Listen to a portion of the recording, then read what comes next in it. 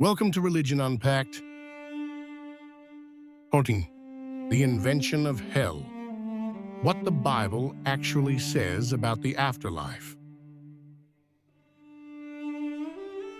It is the place of ultimate terror, a dark, fiery abyss where the wicked are punished for eternity by demons with pitchforks. We call it hell. This terrifying imagery has dominated Western art, literature, and preaching for centuries. It's the stick used to encourage morality and the source of countless nightmares. But what if I told you that this version of hell is nowhere to be found in the early parts of the Bible? What if the hell you imagine is actually a mix of ancient Greek mythology, misunderstood metaphors, and medieval poetry? Today, we are going to look at the words often translated as hell in your Bible, Sheol, Gehenna, and Hades, to find out what they really meant to the people who wrote them.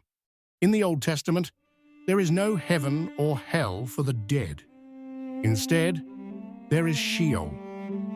Sheol wasn't a place of fire or punishment. It was a neutral place of the dead. Whether you were a king or a beggar, a saint or a sinner, everyone went to Sheol. It was described as a silent, shadowy place deep beneath the earth. It was simply the grave. In early Jewish thought, the reward for a good life was a long life on earth, not a ticket to a celestial paradise. When Jesus talks about hell in the New Testament, the word he most often uses is Gehenna. But Gehenna wasn't a spiritual realm, it was a real location. The Valley of Hinnom was a valley outside the walls of Jerusalem. In ancient times, it had a dark reputation, and by Jesus' time, it was a smoldering garbage dump where waste and the bodies of criminals were burned. When Jesus warned about the fires of Gehenna, his audience thought of the stinking, burning dump outside their own city gates. It was a metaphor for being cast out. As the New Testament was written in Greek, pagan concepts began to influence the terminology. The writers used the word Hades to translate the Hebrew Sheol.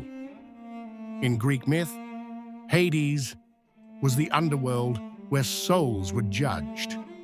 They also used Tartarus, a specific part of the Greek underworld where the Titans were imprisoned.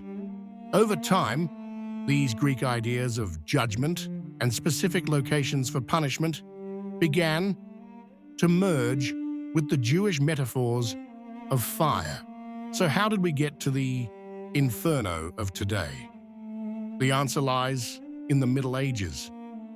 The real architects of modern hell weren't theologians. They were poets. In the 14th century, Dante Alighieri's Inferno mapped out the 9 circles of hell in vivid, gruesome detail. Later, John Milton's Paradise Lost gave us the image of a majestic Satan ruling over a kingdom of darkness. These literary works were so powerful that they replaced the vague biblical descriptions in the popular imagination. The history of hell is a journey from a quiet grave to a burning valley, and finally to a cosmic torture chamber. Understanding what the Bible actually says doesn't diminish divine judgment, but it strips away centuries of human-made terror and mythological baggage. It reminds us that our concepts of the afterlife are often shaped more by our culture and our fears than by the ancient texts themselves. This is the invention of hell, unpacked. Welcome to Religion Unpacked. Subscribe and click the bell so you don't miss a new upload